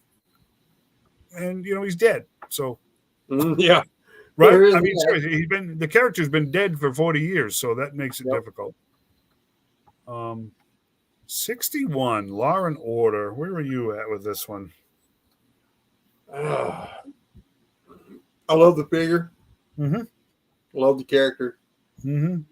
But I'd probably put him top 50. I mean, I love the MP part about it and everything, but just not one of those figures that I just got to grab. You know what I mean? If I saw him, which I have him, but if I just saw him out and I couldn't just grab him, I'm looking forward to the classified version of him though. I'd say top 50. In the top 50s, how's that? I'd move him up. Yeah, I'd move him up a row. But I have to. The one thing about I loved Law and Order as a figure. I think it was really cool. But I got to tell you, they had to have an MP. They had to. Yep. But does Delta? Let's look at it. Does Delta Force have their own MP? No. Those guys are so heavily disciplined and so mission focused. They're not breaking any of the rules. They don't need an MP for anything. He just struck me as kind of unrealistic for who the Joes were. So I'd move him up a row, but I wouldn't I wouldn't go any further than that with Law and Order. Again, cool figure, and they had to do it, but he didn't make any sense as a character, honestly. Boy, we talked about the Dreadnoks, and this is just, I guess, a preference. You like certain Dreadnoks more than others because Torch at 61. Yeah, top 25 for me. Yeah, I'd put him in the top 40. Everybody knows I love the Dreadnoks. Yeah. They were just players. They were players in the comics. I mean, they were everywhere. Yeah, they were everywhere. I mean, yeah, they were. And how you put these guys this high up on the list? Yeah, and if you don't think so, flash back to 1985 and try to find one on a store shelf. Exactly. They were rough to find. Exactly. So I remember as a kid running in there looking for Dreadnoks, and you couldn't find a Dreadnok nowhere. Nope. I mean, nowhere. They went off the shelf quicker than anything. I don't even think they ever made it on the pegs. I think employees were taking them. They were just that. They were just that hot back then. So, I think we can both agree that Ripper's going to get moved a lot closer to. Yeah. So I think we can skip him. Flash. Once again, he's like disservice. Yeah, he's the forgotten man of the OGs. I have to be honest with you, but he's still the top 25. He has to be. Easy. Has to be. Just out of respect, he's got to be. Cross country at 65. I'm good with cross country here. He was in a lot of the cartoons. But he was. I don't know. He's cool, but he just wasn't for me. I just didn't really enjoy the character. If that makes sense. I'm going to do the same thing with him I did with CoverGirl. If you say cross country and the Havoc, he's top 50. If you say cross country, Havoc. Yeah, he's right where he belongs. Just cross country. That makes any sense. The Havoc was a weird but iconic vehicle in the series. Yep. Absolutely stupid and useless. Guy's sitting right up there on top, bullet sponge. Right in the open. Yeah. Yeah, and the two guys just leisurely hanging around, just laying down, driving the thing across the ground. And the driver's sitting up there. Right, just a bullet sponge. But hey, whatever. Stuns were the same way, so it's cool. It's a toy, right? So it's a toy. Tripwire at 65. Top 25 for me. Yeah, he's in the top 30 for me. Love Tripwire. Early guy. You gotta give credit where you just gotta be respectful. And that's not respectful. 65 is not respectful. Dr. Venom. You guys watch it. Let us know your opinions on what you think. Yeah. Because this is open for discussion. If you're not a comic book guy, you don't even know who Dr. Venom is. So, Dr. Venom's good right here for me. Yeah. Again, another character that's been dead for 40 years. So yeah, I just wasn't a Dr. Venom fan. Yeah, I liked him then. But better than Mindbender. Way better than Mindbender. I mean. Yeah, but YMCA of the G.I. Joe. Yep, that's right. Mainframe at 68. I would have to move Mainframe into the top 40. Yep, me too. I always liked Mainframe, big player in the cartoon and in the comics. So yep, and it was the beginning of the computer age for real. Right. So yeah, he would have to be in the top 40. Classic huge laptop he's got going on. Yeah, that's right. Yeah, that's right. These next two ticked me off for the same reasons we've been talking about. So bad. I mean, come on, man. Seriously? I mean, these are the guys, man. And at 69 and 70, we already know where John would put Steeler. Steeler would be number one for John. Yes. Yeah. And Zach was just awesome. Yeah, Zach was just cool. Yeah, they're top 20s. I don't. You're not going to get me top 25s. I mean, dude. Yeah. I don't get it. I really don't. I don't either. I really don't. I don't either. I really don't. Boy, we're steaming right through these. Barbecue at 71. Where you at? Barbecue. He's good there for me. That's gonna sound strange, but there.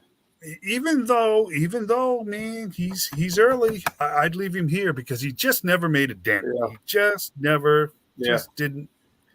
He just didn't. The only episode I really remember barbecue in very much is the Viper. The Viper is coming. Yep. Come to find out, it was the wiper, the window cleaner. The window Viper. It's gonna sound horrible. But I might move him into the 60s, but he not by much. Nah, I think for me, he's fine right where he's at. Yeah. This one, boy, the next few are really ticking me off. Oh, this whole line's ticking me off. Yeah. Every one of these Airborne, yeah, for real.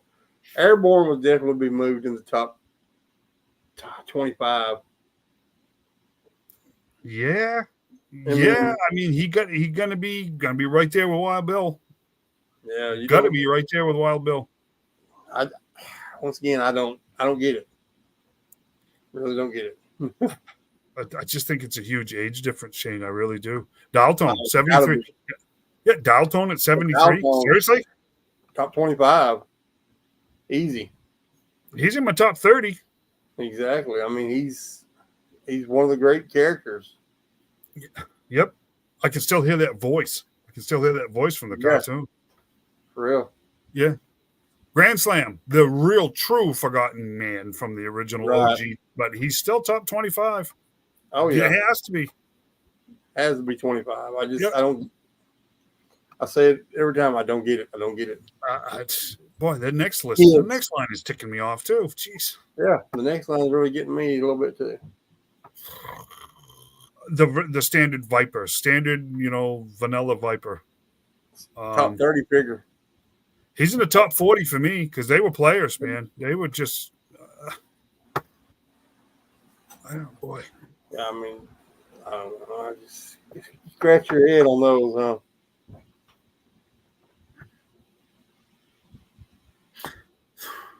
And he was tied with Grand Slam, so. Yeah,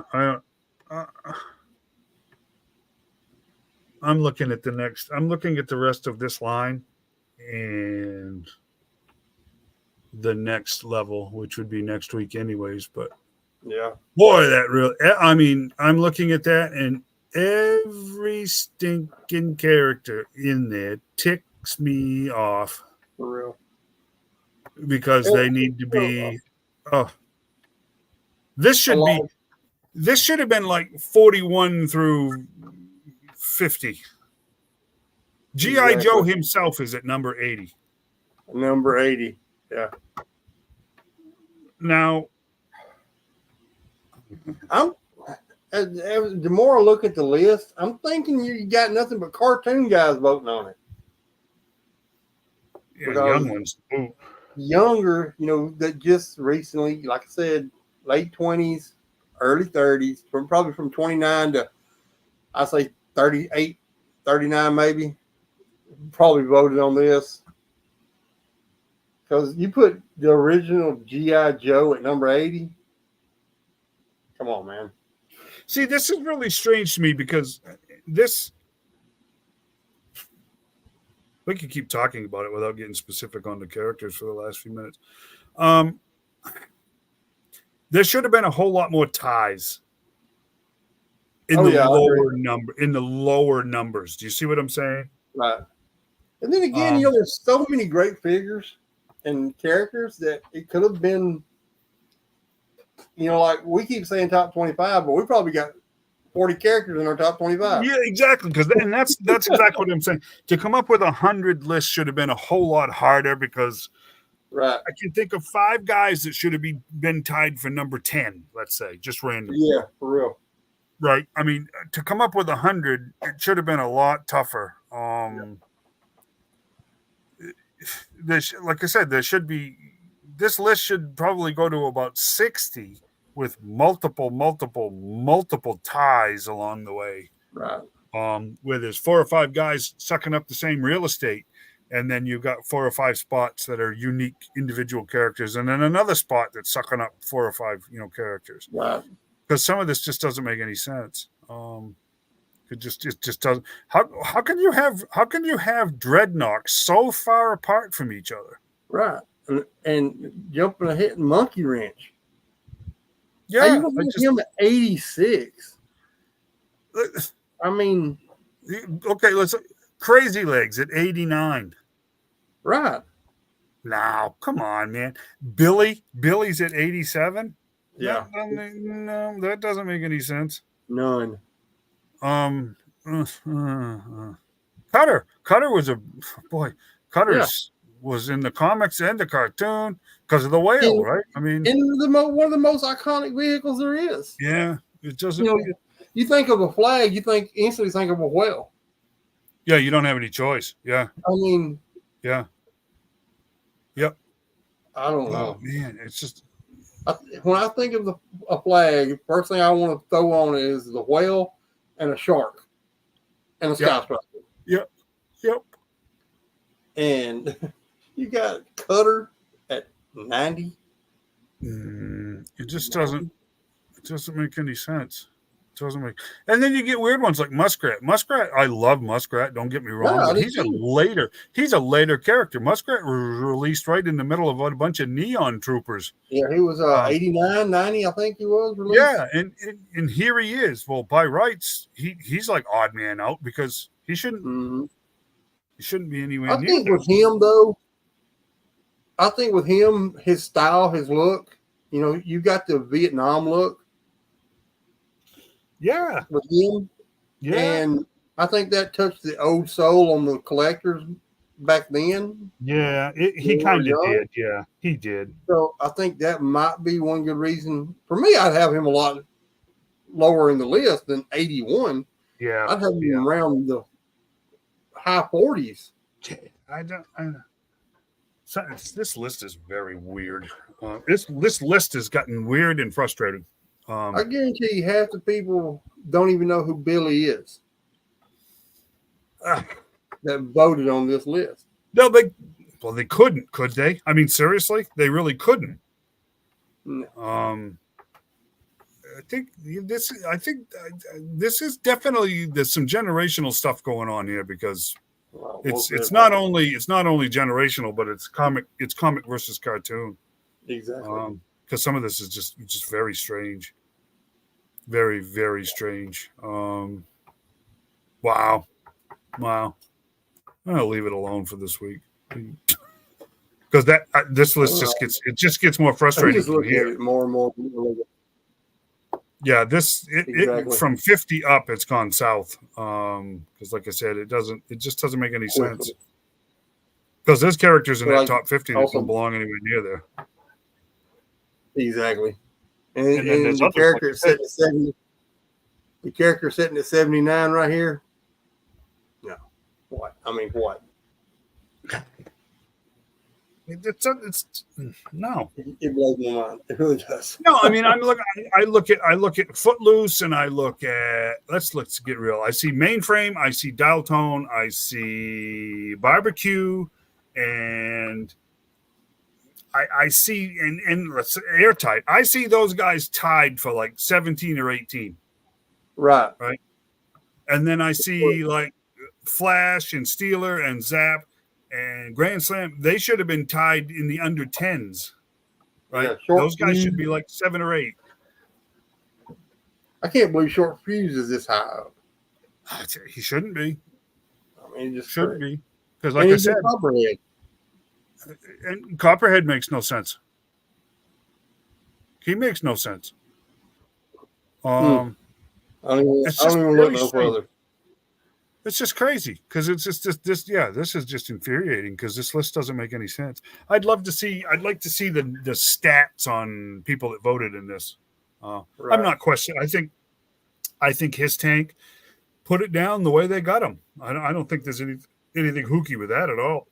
I just think Oh yeah, probably so. The collector base that voted on this is diverse. Does that make any Very sense? much so. Yeah, very much because so. it doesn't make any sense to me. But I'm a big guy about respect too. You know, your OG 13 have got to be in your top 25, because if it weren't for them, you got nothing else. You know, Yep. Just and then there's iconic stuff. You know, Cutter is iconic because of that whale. Exactly. You know, it's just very strange, very very strange. Well, we blasted through another 25 anyway, so yeah.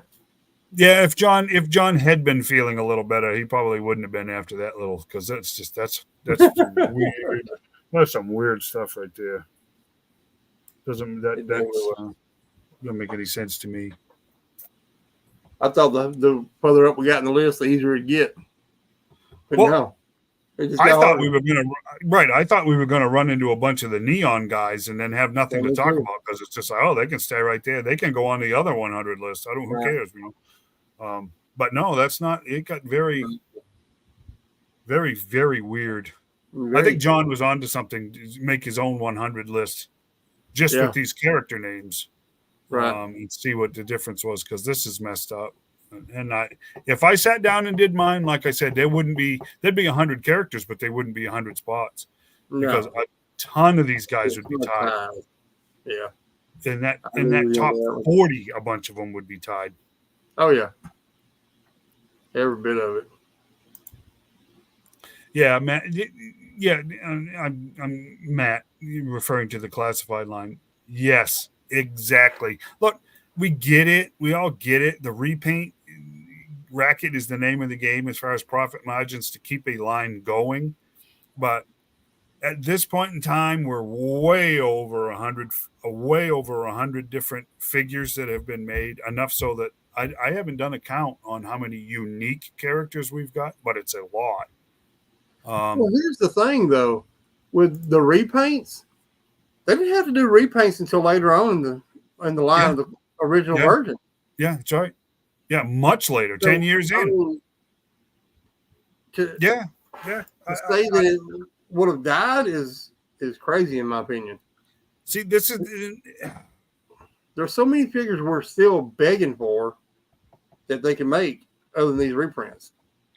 I'll say something, and somebody that watches this later might get angry about it. There's two figures that are on the shelves right now that make me angry, that they have been produced before, like a short fuse, like a zap. And I might take some heat for it, but I'll tell you, Metalhead should not have been made before quite a few of those other figures, and Big Boa should not have been made before quite a few of those other figures. I get what they done with Metalhead, though, because he's an Iron Grenadier. Yeah. And they're trying to introduce that line, but you could have done that with a Gold Head Destro. Yep.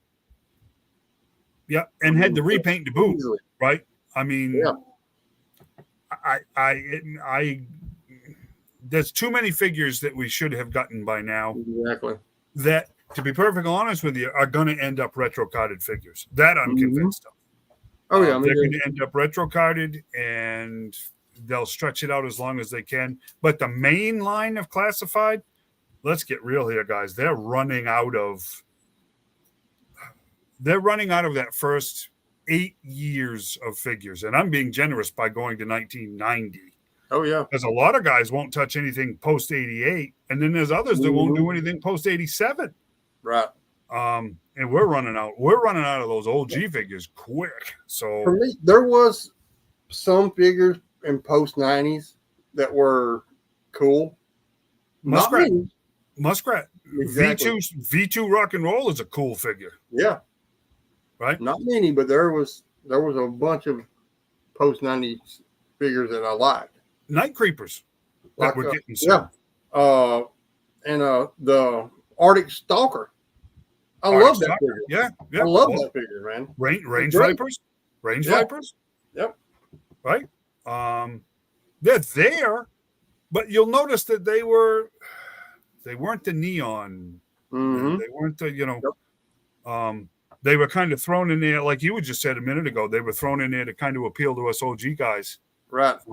That's what I really feel about that. Those figures like that, like the Rock and Roll, the Muskrats, Hit and Run. You know, he was a later figure. Yes, he was. Yep. So, I mean, yep. Back Blast. Yep. He was a later figure, and what he had right across the chest, Army. Yep. That was to appeal to the older collectors that wasn't buying the neon stuff. We're running out of them. We're running out of them quick. Yep. But there's still enough. There's still enough that I want made to keep me hanging in there. Mm-hmm.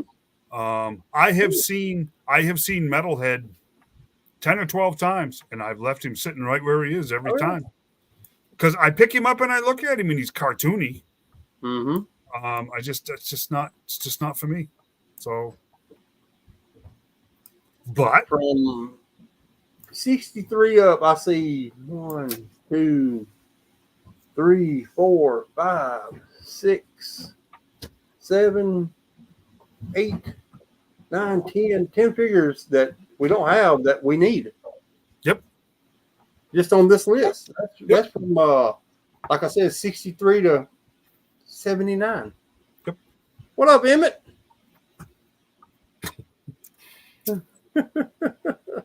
He's on summer vacation. Well, I wish I was on summer vacation. I fixed your mushroom cloud. I see that.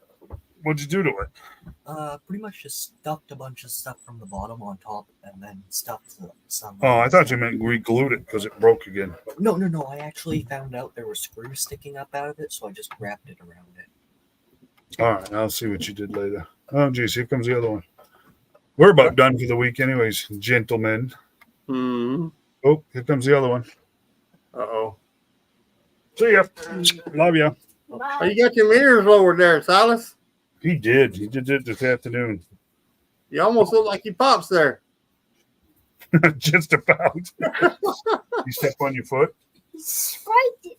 All right, buddy. Yeah, big dog. That little dog. There's that little dog, my poodle. My frou-frou dog. You seriously had to? My giant frou-frou dog. Hi, buddy. I know. It's bedtime for you, too. Go on. Good night, buddy. I love you. You too. Go on. We're done here anyways, but so. You're We are. Alive. No, I know we are, but we've got like a minute left. Go with your kids if you want to. You don't have to stay here with me. Come with me, Sig. He's still going to sit here instead. Tell him to go with the kids, and then they close the door.